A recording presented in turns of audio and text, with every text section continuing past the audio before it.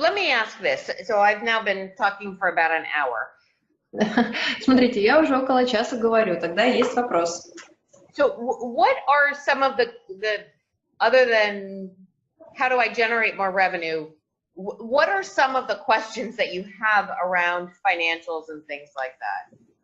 Ну, какие вопросы еще, кроме того, как я генерирую revenue, есть вот ключевыми? Скажите, коллеги, что еще ключевым является, кроме того, как я генерирую revenue, как я генерирую доходы? Я по очереди буду звать scan and buy. That stands for expenses. Okay. So how to come up with your expenses? То есть то, как записать расходы. And Julia says profit. Uh-huh. Yeah. All right. So profit is literally, it's the difference between what you bring in and what you have to pay out to run your business. That's in a very short way of saying what your profit is. Да, то есть очень коротко, прибыль — это то, что вы зарабатываете, и то, что вы тратите, и разница между ними.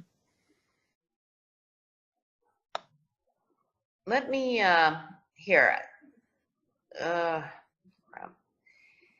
hang on just a quick second. Let me show you one other thing. Да, сейчас еще один момент покажем. Okay.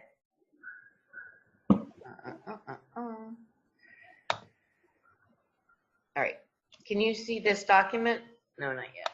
Does that? Okay. Yeah. Okay. So this is an entirely different company. This is actually an online company. Это совершенно другая компания, это онлайн-компания.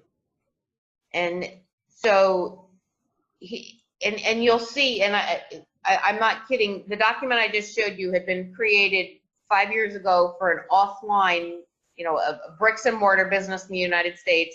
This is essentially an online business in this corner of the world. But you'll see Документ, по которому мы только что ходили, это был такой 5-летней давности документ, причем еще и американский, а вот этот уже софтверный и больше в нашей части мира.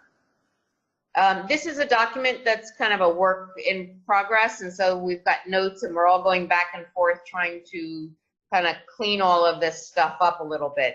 But let me just give you. So what it starts. В работе и много комментариев, но сейчас мы на него тоже глянем. Yeah, these are all just comments back and forth between everybody on the team. But essentially, again, it starts with, your income. How are you making the money? Where is it coming from? Начинается все с дохода и того, откуда он появляется. What is the cost of sales? How much is it? Сколько вам стоит сделать ваши продажи, то есть себестоимость продажи? Your profit is literally this line right here is the difference between the cost of goods sold and the revenue that it generates.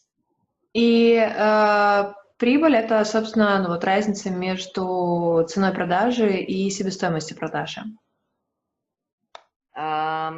Let me see.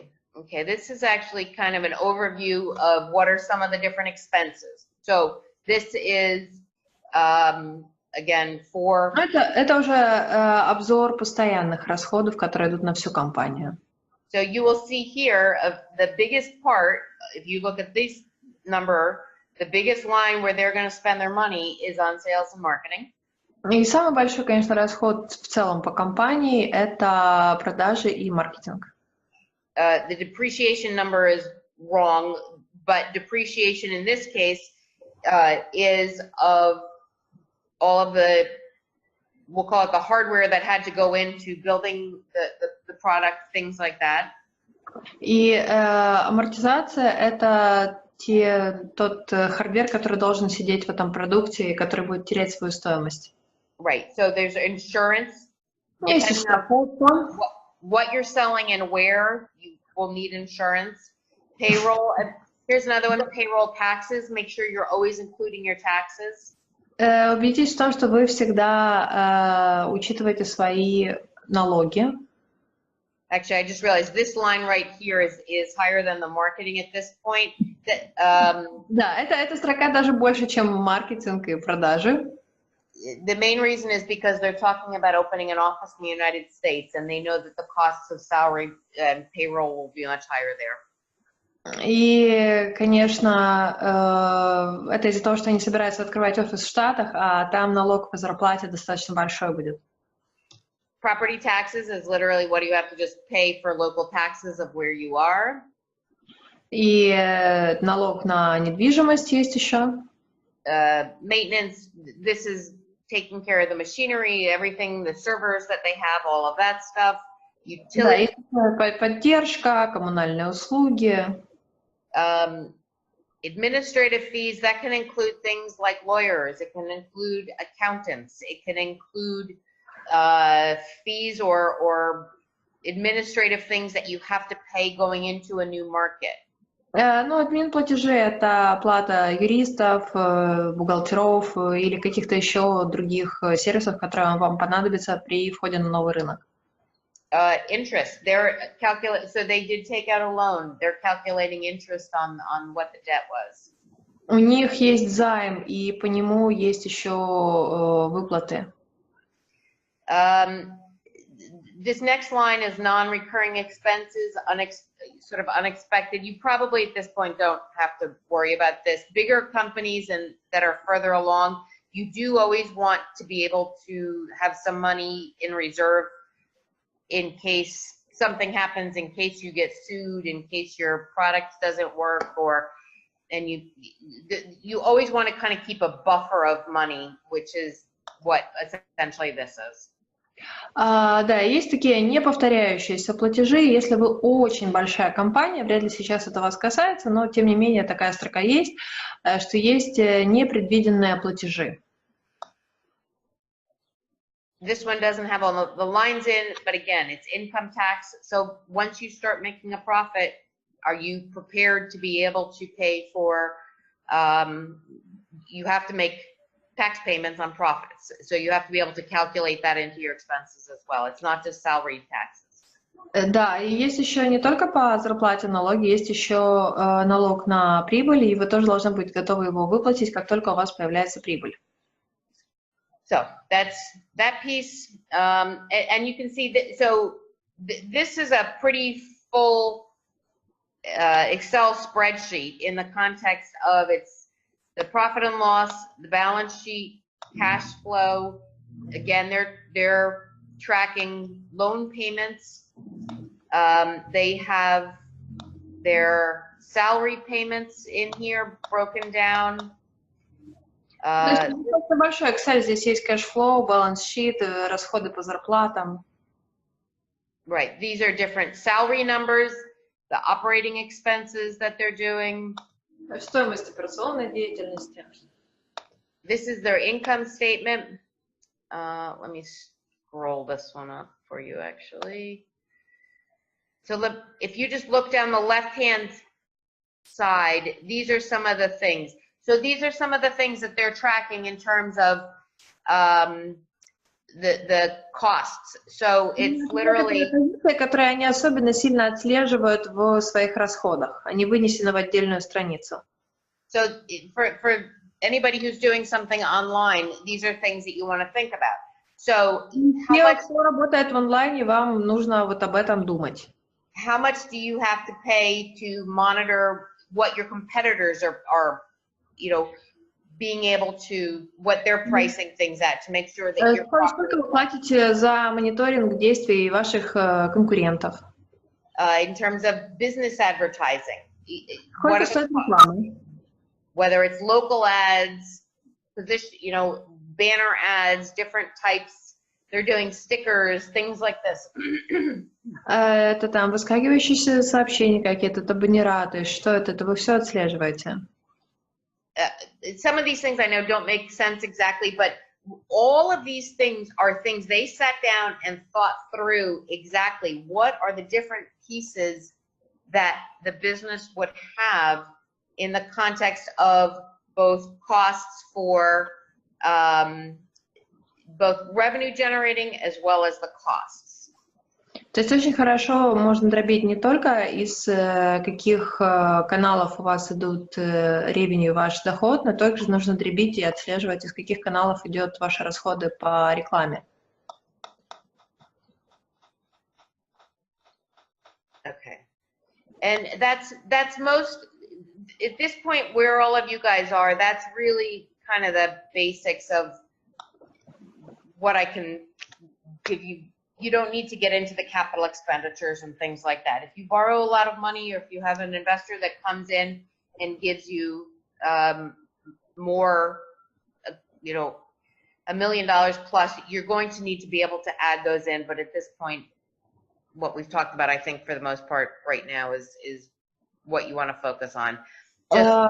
Да, то, что мы проговорили, это уже в том месте, где вы находитесь, вполне для вас достаточно, потому что, ну, там, если большие какие-то капитальные расходы есть, все равно они будут связаны у вас с тем, что нужен инвестор. So, what are the questions or comments or thoughts, or has not been clear so far? I have a question. And Julia also had that question. Why do we need cash flow and balance sheet? How is it different? So it's actually more or less the same. Let me pull one other. Это плюс-минус одно и то же. So a balance sheet is a little bit more, let's call it a moment in time. I'm trying to find non-financial terms. Some of this. Balance sheet — это как фотография во времени. And it's where you are right now. So it's what money. Это то, где вы сейчас находитесь. The cash flow is really understanding over a longer term what are the trends of how the money is moving in and through your business. Кэшфлоу нужно для того, чтобы понимать, как наличка двигается в вашем бизнесе. There's different terms for different things, but the most important thing for anybody starting a business is that what you want to understand literally is what is coming in, what is going out, and you want to have thought through as many things as possible in advance, because it will both help you prepare for the future as well as sort of plan your day-to-day when you're still paying out of your own pocket and before you have revenue coming in. И начиная любой бизнес, вам нужно видеть, что к вам приходит, что от вас уходит, и когда, и как долго вам нужно еще платить из своего кармана. And like my question would be like, how to estimate how much money you need to raise from investor? I mean, because sometimes people have different valuations and are asking for different sums of money. Yep. And it's always interesting to know where it comes from. Okay. Вопрос был, собственно, как понять, с какой оценкой и сколько денег просить, потому что как бы все ходят с разными оценками, разное просят, и всегда хочется знать, откуда это все. So, there's a couple different ways to look at this. Есть несколько взглядов. And I think that I would answer it a little bit differently for each of them, depending on what is your kind of business. И зависит от бизнеса, конечно. If you need investment money to do something like build out solar panels, where there is no other way other than bringing investment in to create something that you are going to sell, then what you want to do is figure out exactly how much do you need to build X amount of panels, and then I would say you would always want to add more on top to keep your business running until the point where you have figured out between the time that the investment, why don't you translate? Да, вот, например, наш пример с солнечными панелями. Если заниматься их производством, то нужно посчитать, сколько единиц там вам нужно, чтобы вы начали их продавать. Ну и плюс это такой бизнес, в котором ну, вот вы капитальный этот расход никак обойти не можете. То есть вам нужно сначала создать, потом продавать. И на то, что вы насчитали, нужно добавить еще сумму, чтобы ваш бизнес в целом держался до прихода денег следующих. So you want to have enough to build your product, but then you also have to account for the time that it's going to take for you to have your product, to be able to market it, sell it, and get it to whoever your end customer is. So if you're going to look for money, you want to look for it along that value chain, because you do not want to just have enough to build your product and then you're stuck trying to raise money again to actually sell it. Да, то есть вам, наверное, не нужно как отдельно рейзить деньги для того, чтобы создать продукт, а потом отдельно опять рейзить деньги, чтобы начать продажи. Это все в одном раунде должно быть, потому что у вас есть потом еще, кроме производства, цикл маркетинга и продажи. Some of the other ones, I would say, if you, in terms of, if you don't need so much to like build the product, but what you're trying to do is give yourself padding in terms of time of running the business until you get to where you can build your client base, I would say you would look for less money, because again, the more you borrow, the more of your company you are giving away. То есть, чем больше вы берете денег, тем больше компании вы отдаете. Если вы можете поднимать как можно меньше денег, и это вам даст возможность выйти к продажам, поднимайте меньше. And so again, I'll go back to the company that was doing the coaching software. So Да, это компания, которая Senus делает приложение для коучей.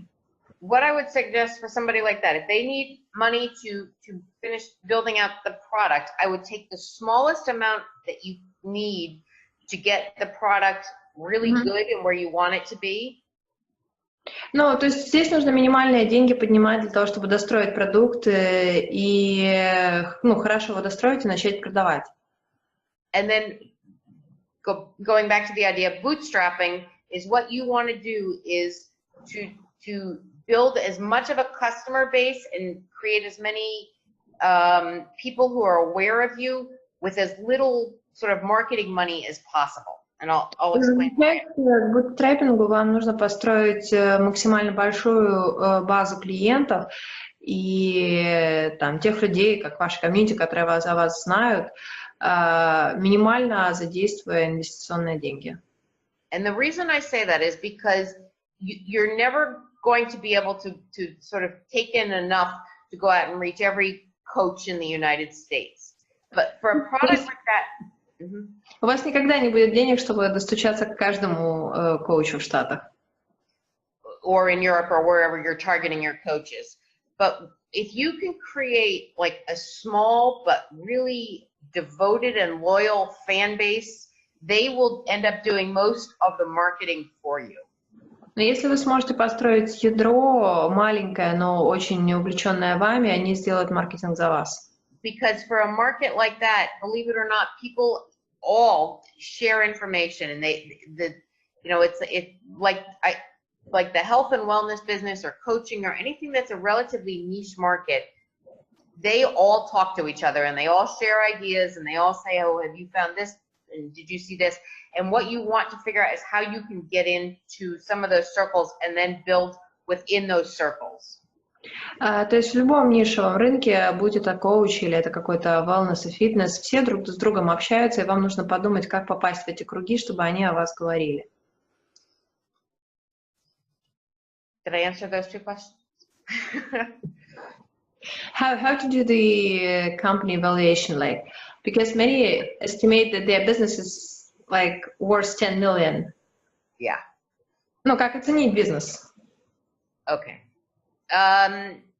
So honestly, doing company valuations is, we could actually spend another hour and a half on that. And про оценку компании можно еще на час-полтора, конечно, поговорить. Because there are real ways to actually do company valuations. Most people make up lots of money and they say, yes, we're going to have 200 million users and they're going to be paying us $10 a month each, and they base their valuation based on that, and it's really not terribly realistic. И есть как бы такие данные исходные, на которых делаются не очень реалистичные оценки, что у нас там будет 1000 пользователей, и все будут платить по $10. I can actually share a couple. There are a couple of websites out there that or services and products that help you do a more realistic company valuation. Есть даже целые сайты и сервисы, которые помогают делать реалистичную оценку. And I can share those with you if you would like. Да, это тоже можно потом раскрыть, всем показать.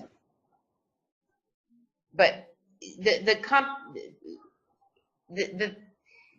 calculations that go behind a company valuation really are a little bit more complex, and Ну, подсчеты, которые идут за оценкой компании, они, конечно, немного посложнее. The other thing is